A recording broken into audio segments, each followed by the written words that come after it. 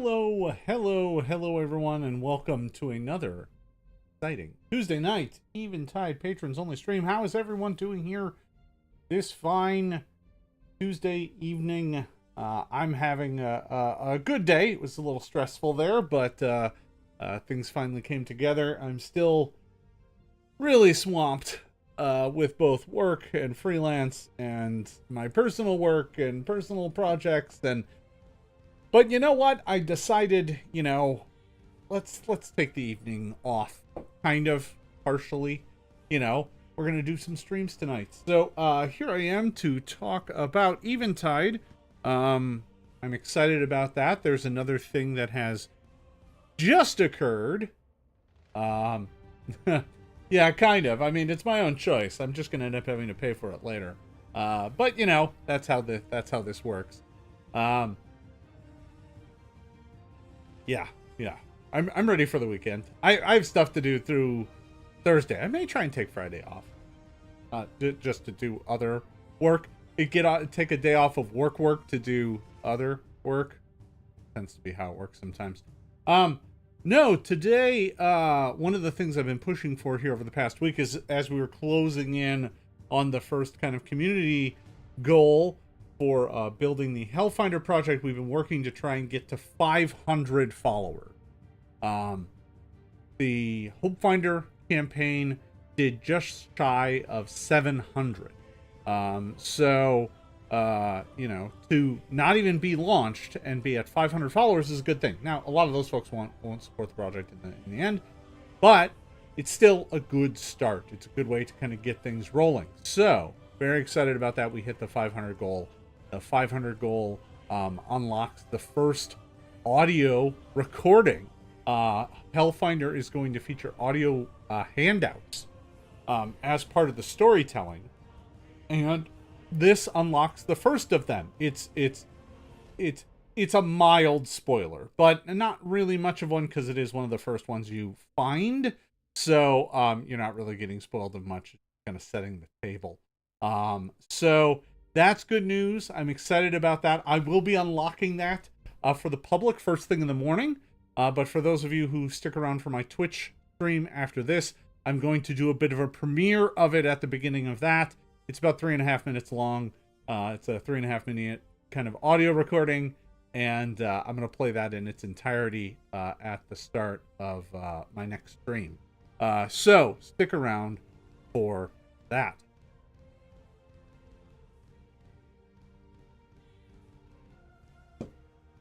So,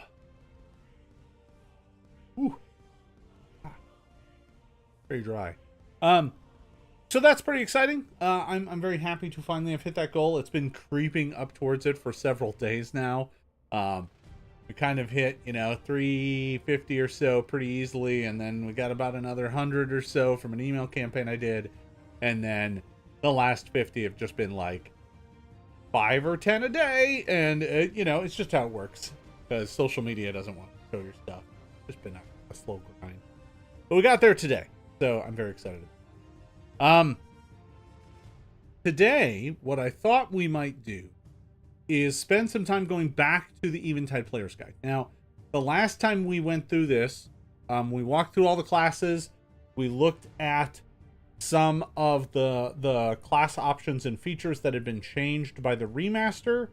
And we kind of made some decisions about how those would work.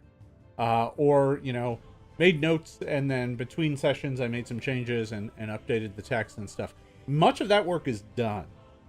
However, there's one thing we didn't do, which was we didn't touch any of the classes from Player Core 2.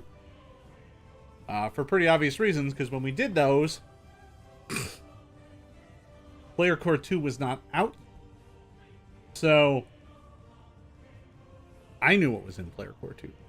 But I couldn't exactly go around and talk to all of you about what was in Player Core 2 because you didn't have a copy of it yet, and I didn't want to break confidentiality. So now that Player Core 2 is out, we can actually go back and look at some of the classes that are from Player Core 2 and look at what options were in the player's guide, how those might or might not fit in with the remastered versions of the classic. So that's what we're going to do here today. Is I'm just going to work on this. I don't know if it's going to take up the whole stream or not. I'm probably going to try and end this one a hair early, just to make sure I've got enough time to get everything set up for tonight's Twitch stream. So there is that. Ooh, okay. Probably in here. The sun is hitting here. It's not that hot outside, but it cooked in my office. All right. So let me go and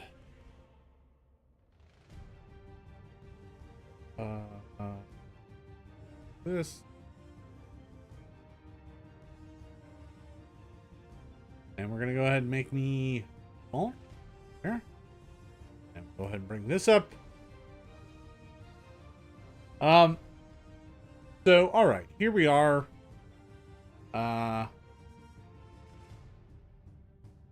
In frame the right way. There we go. Okay. So Alchemist, you know, of the classes that are in Player Core, right? There's 8 classes in Player Core, but one of them is the Witch. So there were 7 of the original 12 were in Player Core. There are 5 here in Player Core 2. So the Alchemist, the Barbarian, Champion, the Monk, and the Sorcerer.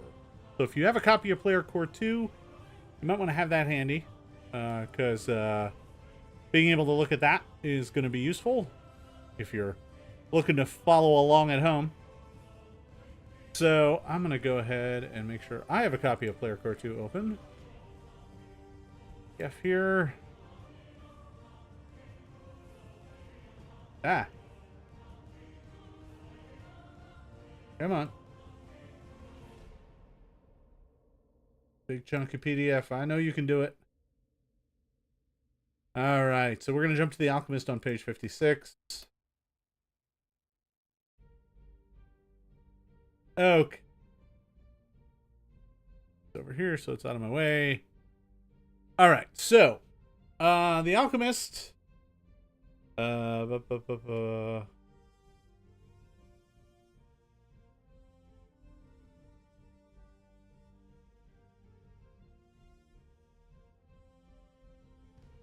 Couple of those. All right. So the core feature here, the thing that got added was a thing called Scavenge Reagent.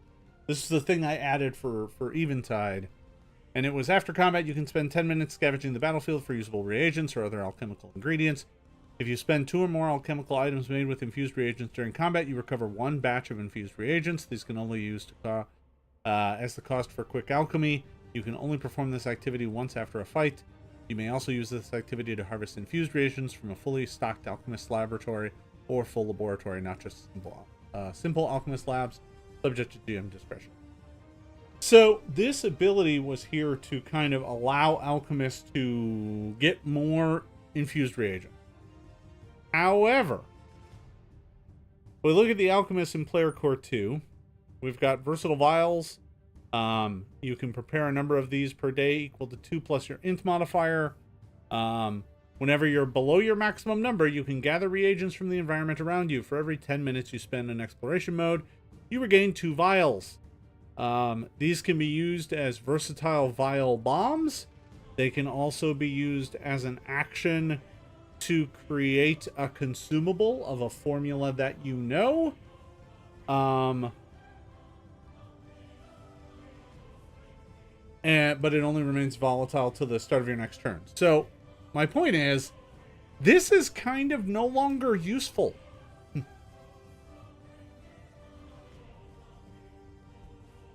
I'm just going to put a note in here that says cut right at the moment. Because this has been replaced.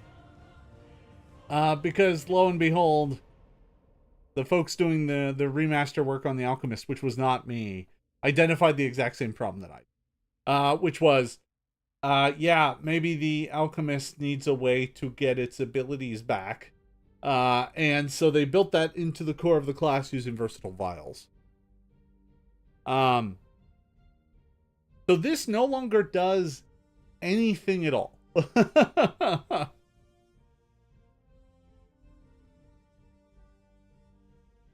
So it might be that this all just has to go.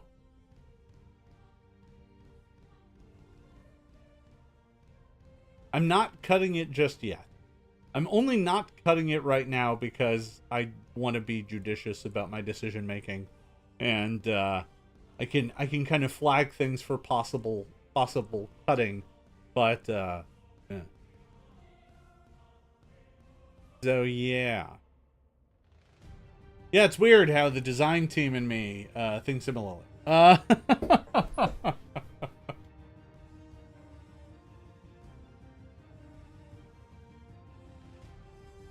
Listen, you don't need a note anything more complex than cut.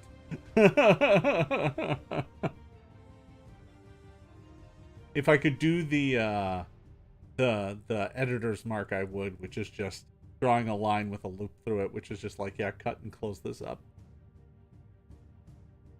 So let's take a look at the feats and see if the feats are still worthwhile. So there's Poultice Crafter. You can create a poultice version of any elixir with the healing trait that you know without needing to know a separate formula for that elixir. During your daily preparations, when you use your infused reagents to create a poultice, you make one additional poultice of the same type. This increase also applies if the poultice or the elixir on which it is based is one of your signature items. This bonus does not apply to quick alchemy, as poultices cannot be created with that. So, first off,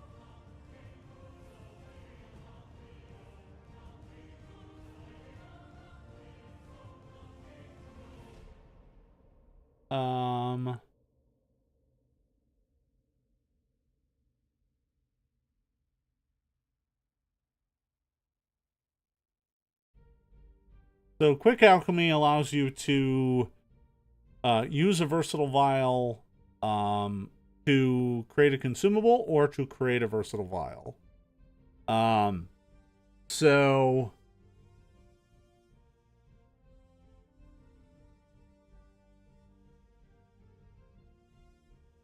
question, I don't think this necessarily applies any.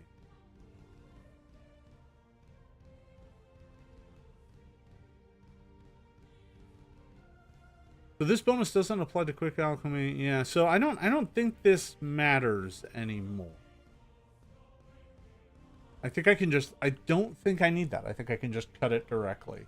I'm keeping the other bit because I want to fully think about whether or not I want Alchemist to work the exact same way, or if I want the versatile vials to be more or less or anything like that. I doubt it, but I'm keeping that for now. These I'm just going to edit as I go. So poultices, this is work on things with a healing trait. So let me go to the treasure trove here and look at elixirs. Antidote, anti-plague. So a bunch of these. Bottled catharsis. So the ones with healing, the healing trait are antidote, anti-plague, bottled catharsis.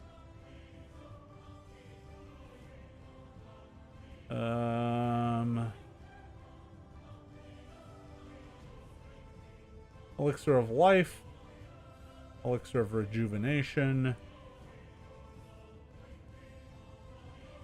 surging serum.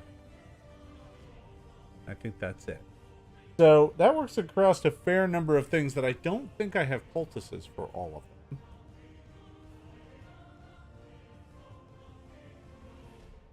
So if I go down to poultices, I do have antidote. I think I have anti-plague. No, I have life. And that's it. So I'm going to add a note here.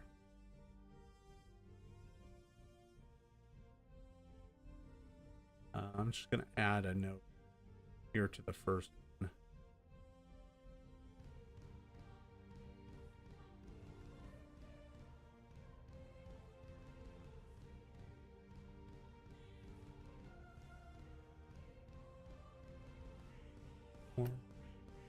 Yeah. All right, I'll just leave it at that. Consider adding other healing elixir poultices. Yep. Come here, you. Where was it? Penumbris. Yeah, I'm here. Okay.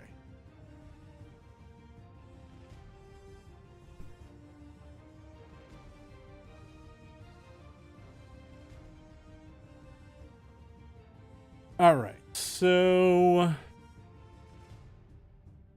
during your preparations, when you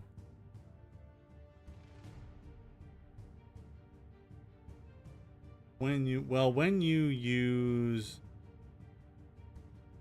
this would just be advanced alchemy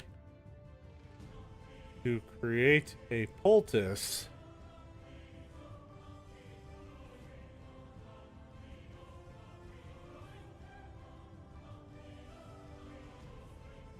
You make one additional poultice at the same time. Okay, so that works.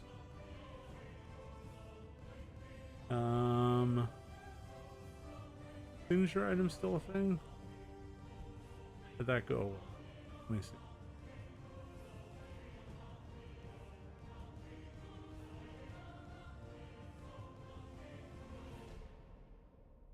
Field benefit, field vials, field discovery.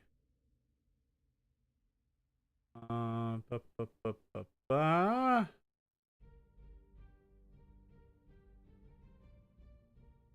on. Formula book. No formulas. All the various levels. Okay.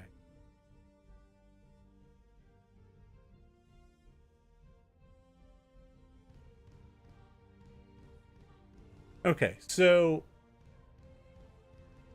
yeah, it looks like, just double checking here. Field discovery, powerful. Peace.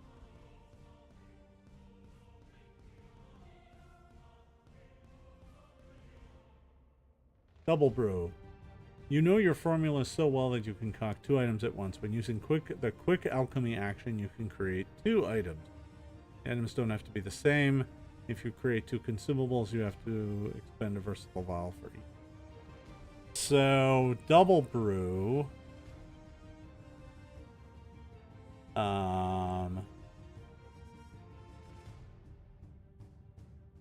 Yeah, I don't think this last sentence. This increase also applies if the poultice or the elixir phase signature items. So signature items are gone. Not really a thing anymore. So basically, this just says you can get all the poultice. You don't. This basically gives you a bunch of free things that you know how to make, and whenever you make a poultice using advanced alchemy, you create one. So I think this is probably fine for a first level. Okay, harvest reagent. Using alchemical tools, you break down a pair of alchemical items to harvest them for reagents. Destroy both items. You harvest one batch of infused. So here's the problem: infused reagents. Those aren't a thing anymore. You can create.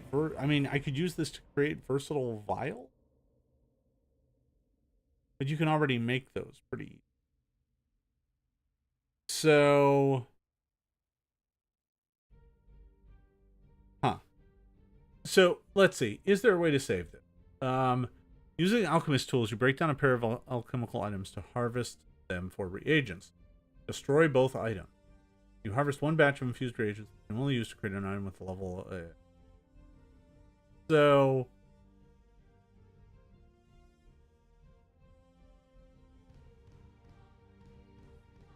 boy, with the way quick alchemy works, I'm trying to figure out how this is even useful. Because you could always quick vial and then use create consumable and then use your entire turn. But it doesn't break down any useful item. So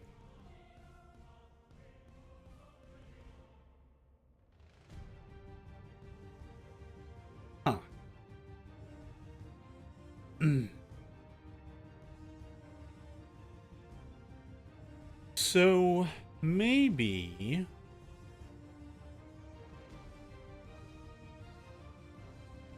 Huh. Okay.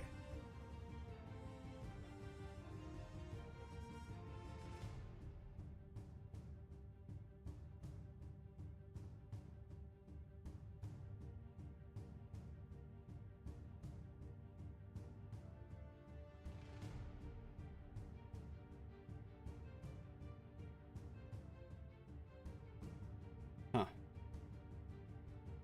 So a quick file cannot be used to create any sort of consumable.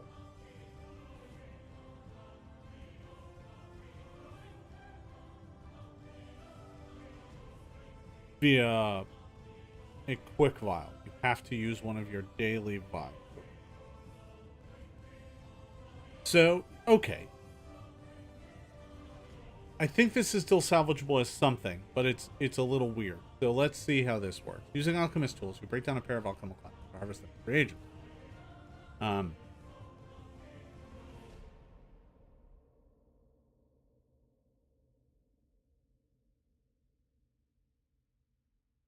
Okay. I do not think it needs to anymore. Using alchemist tools, you break down.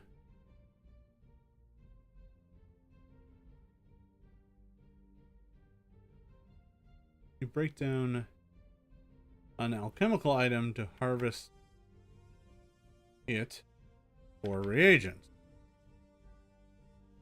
Destroy the item. You harvest one versatile vial.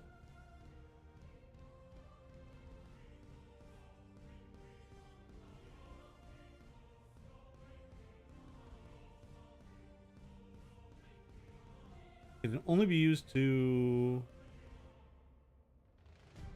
that can be used for quick alchemy.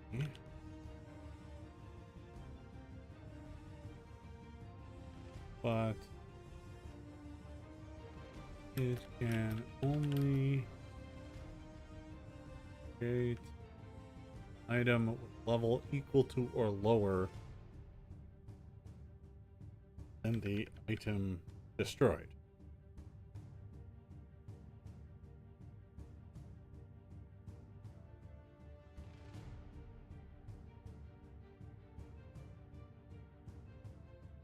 So basically what this does is, unlike Quickfile, which you can only use to create a bomb or to create the versatile vial option from your research field, this one can be used to create a consumable.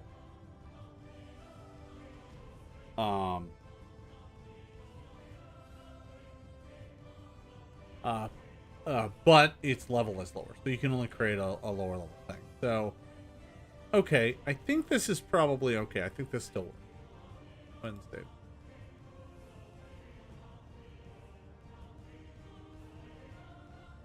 Yeah, there is an option where I could start playing around with. I'm going to put a note here.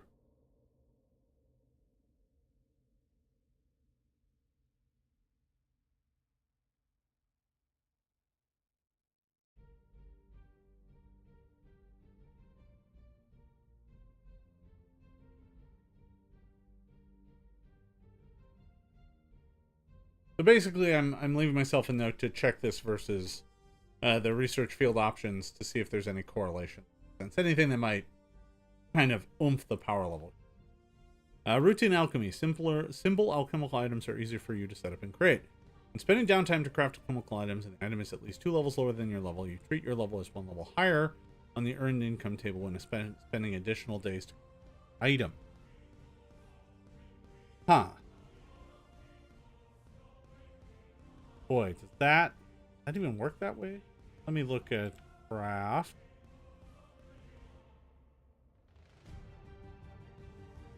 Let's see. Skills. Probably 240 or so.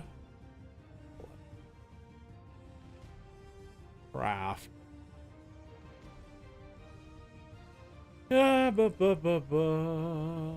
Okay, if the item is your level or lower, an item that doesn't list its level as level 0, you must meet the following requirements. The item is your level or lower, the item must be common or you must otherwise have access to it. You must have the appropriate set of tools. You must supply raw materials. Okay, you attempt to craft objects, spend 2 days setting up. If you attempt to create an item successful, you spend raw materials supplied. You can pay the remaining portion in price. Or you can spend additional days working. So I think this still works.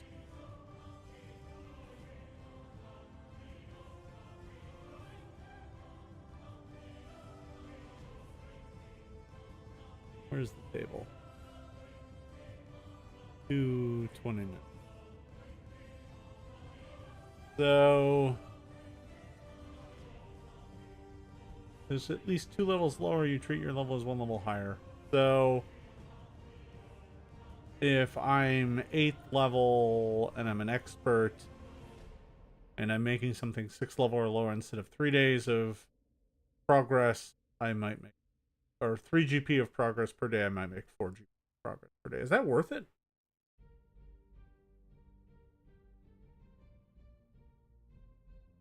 I mean, I might want to make that too.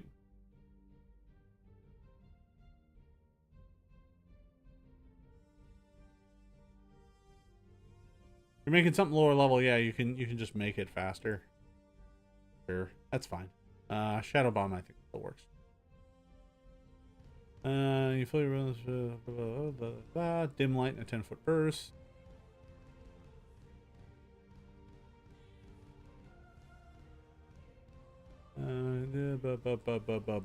Okay.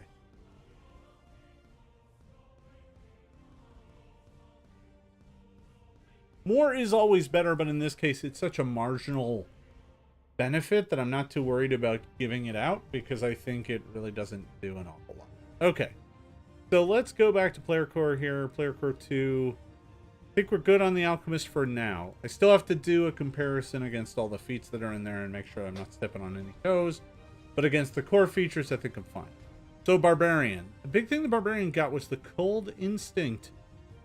Cold slows the world down, forcing you to hold off, forcing you to hold on to whatever candle of warmth you have inside you to protect it, using this heat to survive. You have learned lessons from the cold, taking them to heart, using the chill to calm yourself. You keep the spark of rage alive inside you, hidden under the placid surface, ready to explode in a frenzy when the time is right. Okay. So, instincts. They're still a thing. Yes. They still give an instinct ability. They still give a specialized ability at 7th and a raging ability at 9th, or raging resistance at 9th. That is all still the same. The biggest change to the Barbarian was to the rage ability itself, and I don't think this touches it. So, let's see here.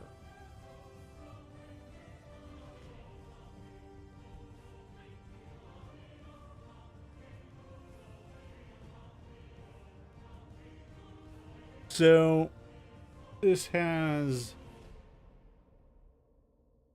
an anathema, which isn't really part of it anymore.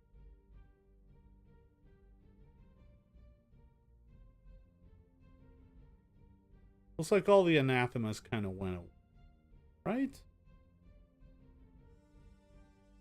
Check it.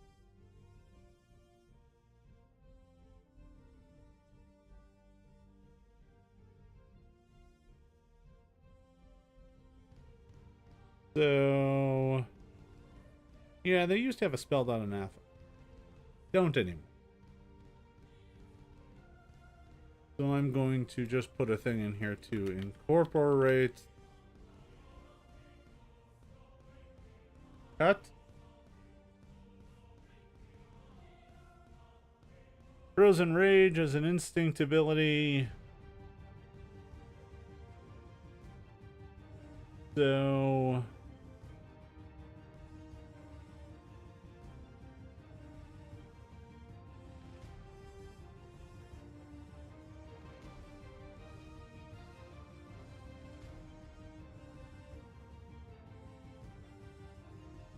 sorry, I'm just looking. how all the various instinct abilities work. Most of them are pretty straightforward. This one is, while raging, you radiate a chilling cold emanating out to the range of 5 feet. Anyone that starts in this aura takes 2 points of cold damage.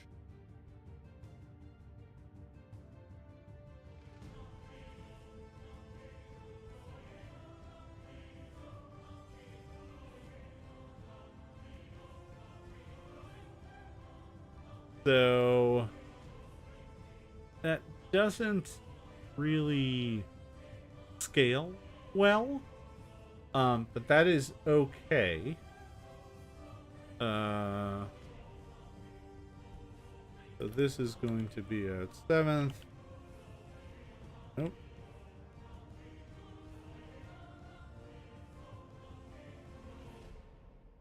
And this is going to be at 9th. Yeah, I don't know that any of this changes, really. Specialization ability increases the damage from 2 to 4, and the aura's range increases to 10 feet. You have greater weapon spec that increase the damage from Frozen Rage from 4 to 8.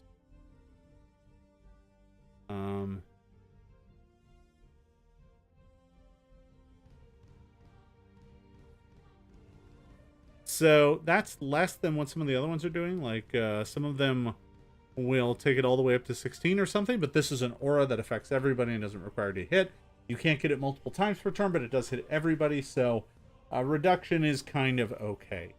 And then... yeah, I think this is good. I don't think there's anything else here.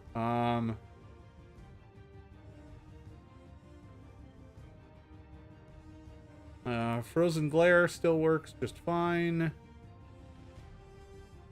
On the first round of your rage, you can use action with the concentration trait. That is still a restriction, correct?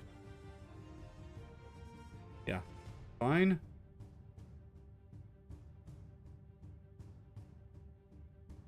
+1 on status, yeah, no problem. Raging Blizzard. Creatures inside this are concealed, blah, blah, blah, blah, blah. Okay. That's all good. So let's go down to Champion. Oh, boy. So, Champion's going to be pretty quick here because I don't have anything to change. Because I think all of this has to go. In that I think I have to start from scratch. So, here's the big thing that happened with Champion, right? You pick your deity. You get your deity skill. You get some anathema from your deity. And then you get a sanctification based on your deity. And then you get a cause. So... this all doesn't work anymore. And worse, because, which is where you find the reaction and you get the higher level abilities, which are now kind of, they have different names, but it used to be the a divine smite of some sort and an exalted reaction. Yeah. Relentless reaction and then exalted reaction. This kind of replaces all of this. Now, the thing that's worse still is that the causes include justice, which is pretty similar in theme to this judge, which was a lawful code and cause. You had the tenets of order in here. I literally think this entire thing just needs a read. And I may be able to salvage some of it, but ooh boy.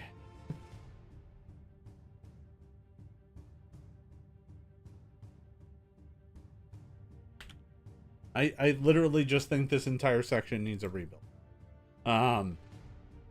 because it's being duplicated by stuff that's in Player Core 2. Yeah. Because if you look at Justice, it has, you know,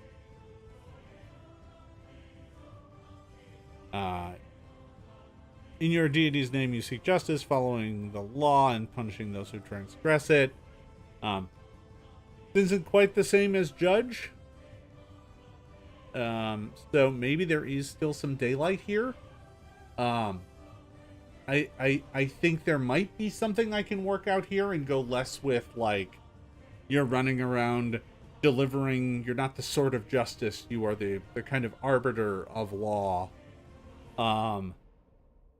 But even then, that is still pretty similar to, you know, because if you look at the ones that are in here, the ones that are not sanctified, holy, or unholy is justice, liberation, and obedience.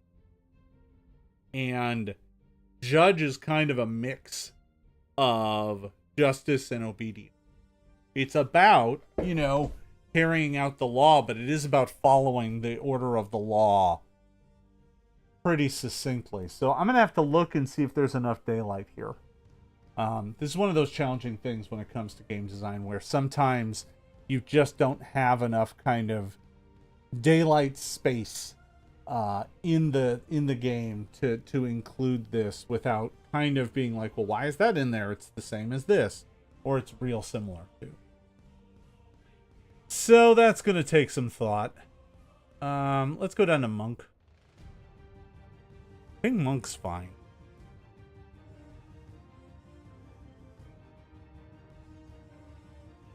Come here, Monk. Are you around here somewhere? There you are.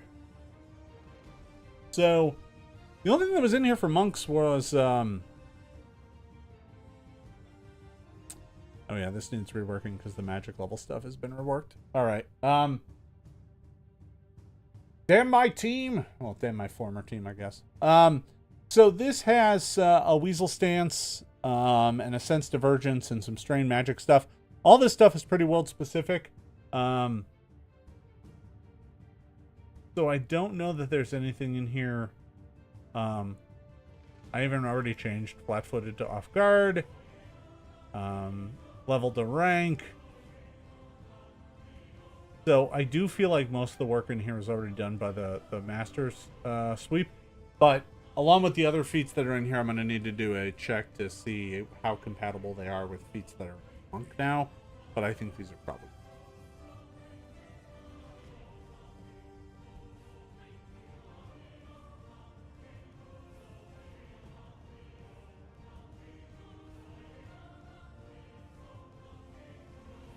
Because what it gives you is strikes that are brawling, agile, backstabber, finesse, non-lethal, and unarmed. Let's see, are there any in here that match that? Agile, backstabber, finesse, non-lethal, and unarmed. Agile, backstabber. Damn it!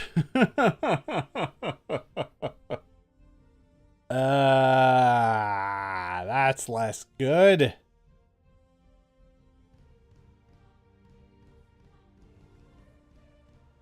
Oh, that's right.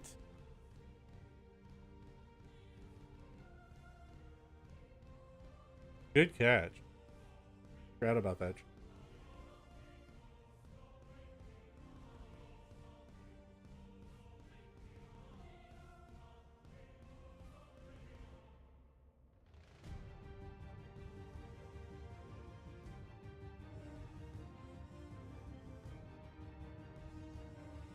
Yeah, good catch. So Stumbling Swing is very similar as his Wolf Jaw, so it's not unheard of. This one does less damage. Which is going to be worth thinking about. But I think sometimes the less damage is makes up for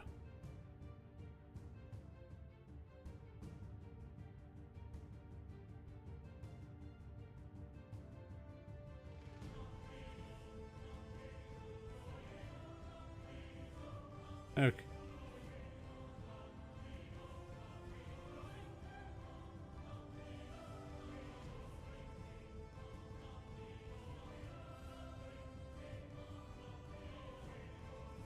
And in fact, key strike may not be a thing anymore either.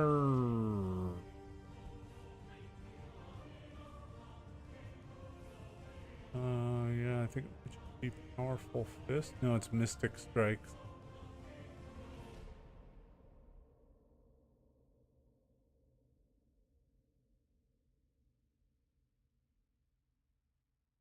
Mystic strike, sense divergence. Yeah.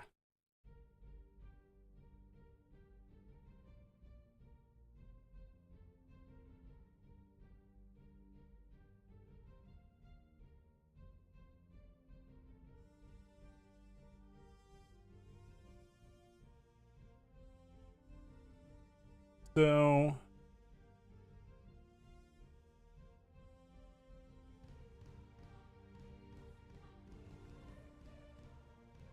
hold on. I gotta check a thing. Aspect here that may not be working as intended. Ranger. Oh no. I need Bird, come on, cleric fighter, Mayor monk, flurry of blows.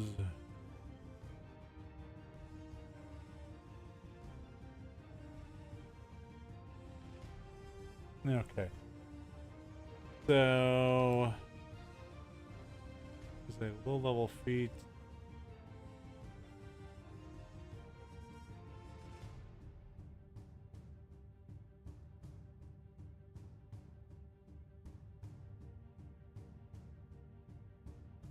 Okay. I'm just gonna put a note here to rectify this problem.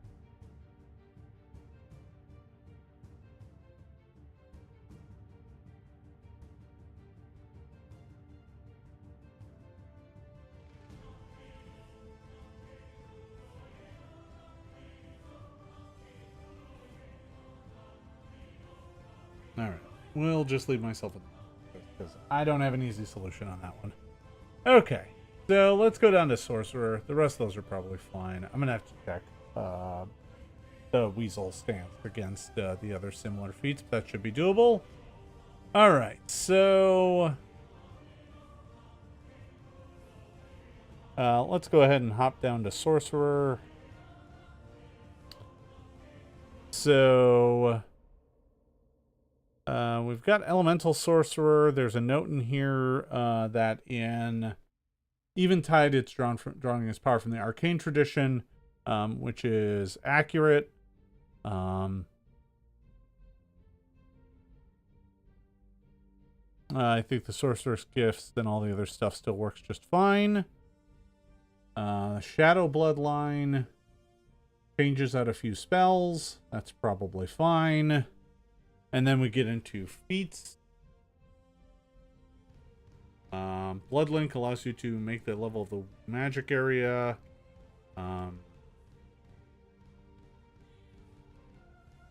Check versus level rules. That's definitely gonna have to be done.